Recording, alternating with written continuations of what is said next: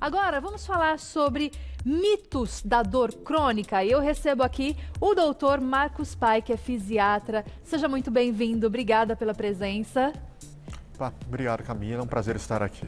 Olha, vamos falar desse assunto que realmente, eu tenho um dado aqui que acomete cerca de 33% dos brasileiros que sentem aí dores crônicas e muitas vezes são mal compreendidos, tanto pela sociedade e de repente até por eles próprios, né? Por que isso acontece, doutor? Dor crônica é um problema de saúde, por quê? Porque ela pode afetar, que nem você disse, né, até 1/3 das pessoas no Brasil, só que muitas vezes o diagnóstico e o tratamento é complicado. Muitas vezes a gente investiga a pessoa, a gente não acha uma causa, então a pessoa não consegue fazer um tratamento correto.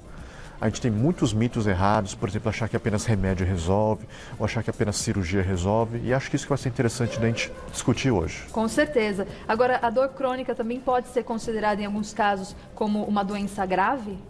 Não necessariamente, tá? Isso é um mito. A dor crônica, primeiro, quando a pessoa tem uma dor por mais de 6 meses, ou seja, uma dor que pega ela todo dia, que afeta o dia a dia e que é duradoura, a gente considera como uma dor crônica, como uma doença e não só um sintoma. Porque a dor aguda é aquela que a gente tem uma vez ou outra, a gente trava o pescoço, trava a coluna, dura alguns dias e semanas e melhora. Só que 20% das pessoas que têm essas dores agudas vão ter essa dor crônica. Aí sim que é um problema, porque o tratamento é diferente, o foco é diferente e a gente precisa ter alguns objetivos bem claros para o paciente. Agora, vamos colocar então, Glaucia, o primeiro mito aí na tela, são todos mitos que nós vamos falar hoje. Então, olha, mitos que impedem o tratamento da dor crônica. E o primeiro, minha dor lombar deve ter uma origem grave. Então, é um mito. Isso. É um mito muito comum porque todo mundo, quando tem uma dor que persiste por alguns dias ou semanas, já acha que tem câncer, que teve fratura, teve uma infecção. Mas, na verdade, para dor crônica, esses sintomas graves pegam apenas de 3 a 5% das pessoas. A grande maioria acaba sendo uma dor muscular, uma dor ligamentar, um mau jeito ou talvez uma hérnia de disco. E isso pode ser investigado e pode ser tratado. Só que para quem suspeitar de uma dor mais grave, a gente tem alguns sinais importantes. Então, se a pessoa tem mais de 6 meses, febre, perda de peso, começa a ter perda de apetite, uma fadiga, um cansaço desproporcional, começa a acordar à noite com a dor e começa a ter uma dor que piora muito com o repouso, são os sinais e sintomas que você precisa procurar um médico para investigar a dor, que pode ter alguma outra causa. Entendi. Então, em quanto tempo, por exemplo, se essa dor perdurar durante X tempo, eu preciso procurar o médico? Qual que é esse tempo? Tá, essa dor persiste pelo menos 3 a 6 meses. 3 a 6 meses. Isso. Tá certo. E o que muito acontece também é a automedicação, né? Tá. Pode se tornar um problema grave, né? Exatamente, e por diversos motivos. Por quê? Para quem tem dor aguda, ou seja, aquela travadinha, a gente pode tomar anti-inflamatório, relaxante muscular e analgésico que funciona bem e ajuda. Só que quem tem dor crônica já tem uma doença, digamos, que chega a afetar até o sistema nervoso central. Então o cérebro da pessoa ela não processa bem o sinal da dor, então o tratamento é muitas vezes diferente. A gente faz um tratamento farmacológico, ou seja, com remédio, e um não farmacológico com fisioterapia, acupuntura, exercícios. A gente vê que essa combinação tem um resultado muito mais eficaz do que só dar remédio. Olha que bacana. Essa era, inclusive, uma das perguntas que eu ia fazer para o doutor, desses tratamentos alternativos mesmo, como a acupuntura, uma massagem. Eu acho que tudo isso contribui, então, para amenizar essa dor. Isso, depende muito do diagnóstico, porque tem algumas fases de tratamento, se a pessoa está muito inflamada, se a pessoa está muito sensível, não vai conseguir fazer exercício ou massagem, tá? Então, cada caso é um caso. O problema da dor é que a pessoa pode ter o mesmo diagnóstico, tá? 2 pessoas têm o mesmo diagnóstico e um remédio funciona para uma e não funciona para outra. Então, muitas vezes a gente tem que tentar 2 ou 3 remédios, enquanto investiga, a gente faz um tratamento temporário, pelo menos sintomático. Por quê? A pessoa já está com dor, não tem vontade de sair da cama, não tem vontade de trabalhar. Então vai ficando parada, a musculatura vai definhando e uma coisa vai gerando outra, vai sendo um ciclo vicioso. Tá certo. Então sempre o médico que tem que liberar para fazer qualquer tipo de tratamento, mesmo que alternativo. Porque tem um momento certo. Exatamente. Mais um mito na tela. Tá aí, olha, devo procurar um médico quando a dor é insuportável? Então, é um mito também, porque não necessariamente. A dor, a gente sabe que é o principal motivo de procura do médico. é o principal motivo de procura do pronto-socorro. A pessoa tem dor de cabeça, tem enxaqueca, tem coluna travada, ela vai no médico para investigar. Só que o que acontece? Muitas vezes a gente não consegue no pronto-socorro fazer uma investigação completa. A gente faz um tratamento, digamos, paliativo, dá remédio e observa a pessoa por 5, 10 dias. Só que se a dor também persistir e continuar atrapalhando ou mesmo mudar o padrão, ou seja, uma dor que começa na lombar, começa a pegar o quadril, começa a pegar a perna, você precisa voltar no médico para investigar. Pode ser que tenha alguma coisa acontecendo. Quando a dor vai se alastrando ali, né, pelo corpo. Isso. Tá certo. Agora, acontece também de repente a pessoa, o médico não conseguir fechar o diagnóstico daquela dor? Pode acontecer? Pode acontecer, tá? Infelizmente é muito comum, como a dor crônica acaba sendo um processo que soma processo degenerativo, inflamatório e outros fatores assim neurológicos no corpo, muitas vezes a gente não acha uma causa única. Um exemplo bem comum que eu queria até mostrar aqui da coluna. Tá. Então, vamos mostrar exemplo, a maquete aqui então, da coluna? para quem sofre de dor da coluna, é muito comum a pessoa já ir no ortopedista, no reumato, no fisiatra, fazer um exame de ressonância. E muitas vezes a gente acha alguma alteração na coluna. No disco, a gente pode achar uma alteração aqui nos ossinhos da vértebra, na articulação, na faceta, ou mesmo uma degeneração, ou mesmo uma inflamação. Só que qual que é o problema? Tem muito estudo agora que mostra que, por exemplo, depois dos 40 anos de idade, de 5 pessoas, 2 pessoas vão ter uma hérnia de disco, ou seja, vai ter um desgaste no disco, vai ter uma bolota na coluna que poderia ser a causa da inflamação. Só que não necessariamente, porque a maioria é assintomática, a maioria não sente nada. Então, por isso, a gente tem que ver a pessoa como um todo, ver como está o músculo, ver como ela dorme, ver se tem alguma outra causa possível para essa dor. Então, a gente não trata só o exame, a gente tenta tratar, se possível, a pessoa como um todo. A gente vê que a relação familiar afeta, vê como ela dorme, vê o travesseiro, né, ver algum outro fator que está fazendo a coluna ficar desgastada ou inflamada. Por quê? Tem até agora estudos na Europa. Se você tem uma hérnia de disco, ninguém vai para a cirurgia depois de 6 meses. A gente faz primeiro um tratamento conservador com fisioterapia, massagem, remédio. Se a pessoa não melhorar, aí sim a gente pode tentar partir para uma coisa mais invasiva. Tá bom? Entendi. Então isso tem mudado muito recentemente. Olha, muito interessante. Então tem esses avanços, então, que com certeza muito importante, porque eu acredito que as pessoas que estão passando por um problema de dor crônica, mesmo que já identificou ou ainda não identificou, que eu acho que é pior, é mais angustiante, mexe muito também com a parte emocional, né? Porque todos os dias sentindo aquela dor, a pessoa vai ficando desanimada, vai perdendo a vontade de fazer as coisas às vezes mais simples da vida, ou perdendo a vontade de trabalhar ou de fazer coisas que ela quer muito. Então mexe demais com o emocional também, né, doutor? Mexe com o emocional da pessoa e da família também, por exemplo. Porque muitas dores a gente não consegue ter uma causa exata. É muito comum, por exemplo, em mulher enxaqueca. Só que ela vai no neurologista, vai em vários médicos, faz ressonância na cabeça, faz ultrassom e não dá nada demais. Então o familiar acha que é frescura, não valoriza, acha que está com preguiça. No trabalho também acontece às vezes um preconceito com quem tem esses problemas de dores, né? Tá, então ainda tem muito mito, tem muita questão, isso que atrapalha. Então a pessoa mesmo, depois de um tempo, começa a ficar desanimada. Olha, meus exames estão normais, todo mundo fala que eu estou bem, todo mundo fala que eu tenho frescura. Então ela acaba também ficando numa introspectiva, não procura o tratamento e vai levando. Aí sim a dor vai evoluindo e atrapalhando mais ainda. E é bacana a gente falar sobre isso, porque também é um alerta para as pessoas que estão em volta, para a família, no ambiente de trabalho, para a gente conseguir enxergar com esse olhar, né? Também com mais respeito à pessoa que está com dor e infelizmente não conseguiu fechar o diagnóstico, mas a dor está lá e ela está sofrendo, né? Exatamente. Bom, vamos colocar mais um mito na tela? Tá aí, olha. Devo evitar os movimentos se estiver com dor. Mito. É um mito muito comum, tá? Só que também essa questão um pouco mais delicada também depende da fase. É claro, se a pessoa acabou de travar a coluna, está com uma hérnia, está com uma dor intensa, a gente foca primeiro no tratamento talvez medicamentoso, talvez seja 3 a 5 dias parado em casa, para depois fazer um processo, uma segunda fase de reabilitação. Certo. Tá? Só que antigamente, o que a gente fazia? Antigamente, quem tinha dor orientação era repouso absoluto.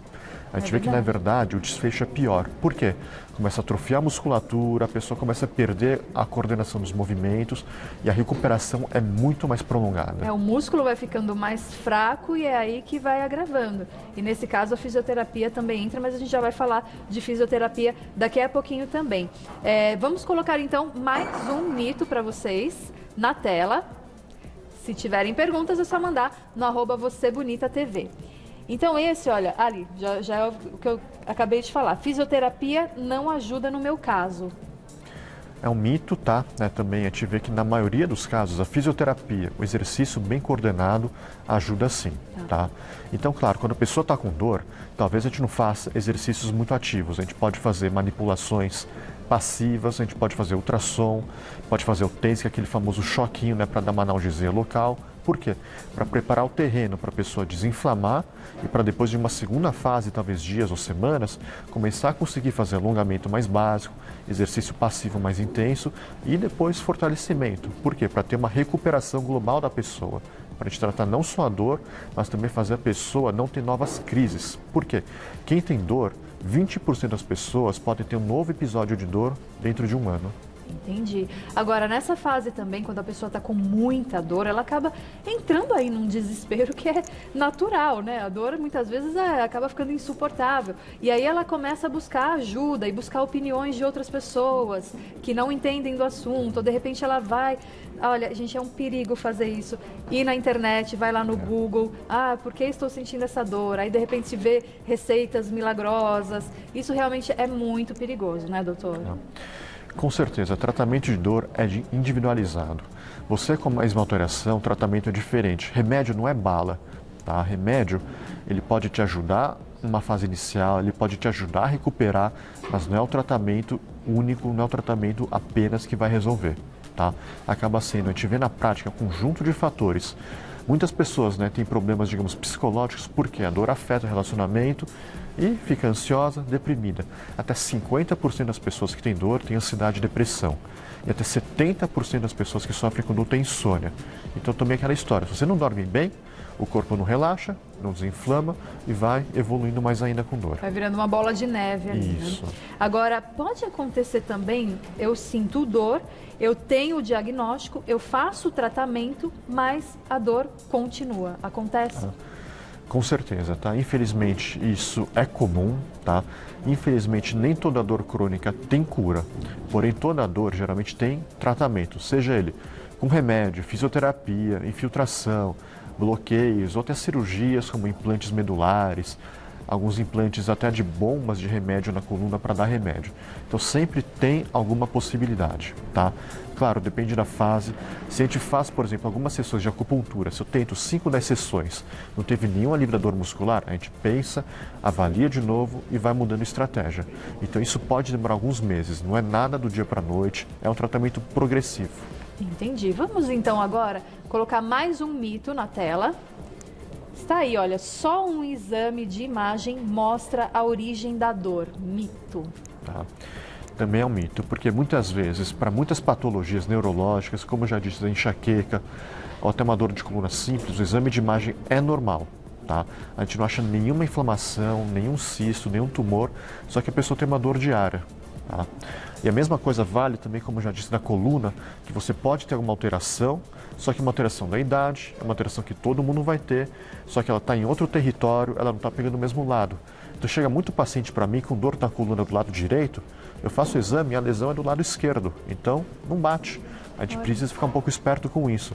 Então, por isso, o exame neurológico, você vê a coordenação da pessoa, vê a biomecânica da pessoa, vê a postura, vê se um pé, por exemplo, uma perna é mais comprida que a outra, vê como ela dorme, vê se algum músculo está mais rígido.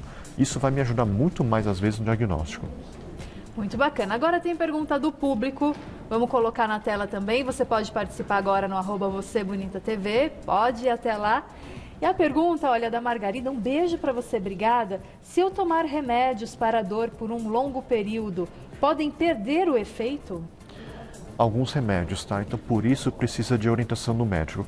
Em primeiro lugar, por exemplo, anti-inflamatório, que a gente dá para dor aguda. Se você teve um torce do pé, se você travou o pescoço, você pode tomar anti-inflamatório por alguns dias. Só que o uso prolongado dele acaba, primeiro, mascarando a dor e tendo efeitos desagradáveis também, como úlceras gástricas, lesões no rim, tá? Pode aumentar o risco até de infarto. E alguns outros remédios, como por exemplo opioides, que são remédios mais fortes, eles com o tempo causam tolerância e uma perda de, digamos, de eficácia. Por quê? A pessoa precisa de mais remédios para ter um efeito analgésico decente e muitas vezes, depois de tomar tanto tempo, ela tem que acaba aumentando o risco de efeito adverso. Ela começa a ter constipação, mal-estar, insônia. E pode viciar também? Alguns sim, tá? Geralmente no Brasil a gente tende a dar menos, mas tem alguns opioides mais potentes que causam com certeza dependência. Isso é muito comum até, por exemplo, nos Estados Unidos.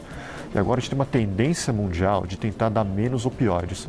Então, muitas vezes, para quem tem dor crônica, em vez de dar um remédio em dose alta, a gente tenta dar 2 ou 3 remédios que vão agir em vias diferentes. Uma, por exemplo, age no cérebro, uma age no músculo, uma na dor, e a gente vê que o resultado pode ser mais interessante. Tá certo. Mais uma pergunta do público. Muito obrigada para você, Ronise, obrigada, beijo. A dor na coluna traz dormência e queimação?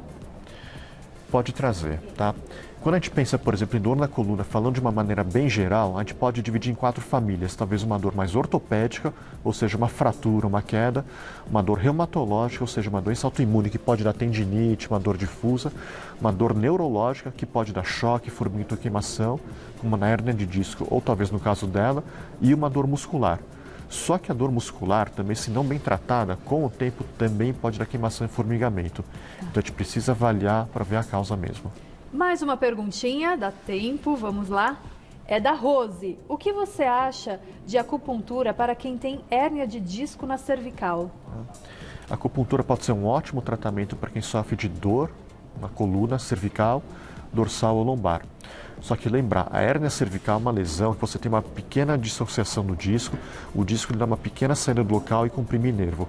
Não é que a acupuntura vai curar a hérnia, a acupuntura vai tratar a causa. Por quê? Ela estabiliza a musculatura, ela tira um pouco da inflamação local. Então a pessoa que tem hérnia, muitas vezes tem um movimento travado do pescoço e tem uma dor que desce pelos braços. Então a pessoa que tem hérnia não consegue escrever, não consegue lavar uma louça, não consegue fazer uma atividade simples do dia a dia.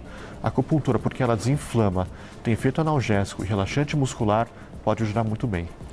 Muito obrigada, doutor. Eu agradeço os esclarecimentos, agradeço a sua presença aqui. Espero que volte mais vezes, porque esse assunto realmente é bastante amplo, dá para se falar bastante. Então, eu quero agradecer ao doutor Marcos Pai, que é fisiatra. Você encontra no Instagram, @dr de doutor, Marcos, com U, né? Marcos Pai. E o site, que é www.hong.com.br.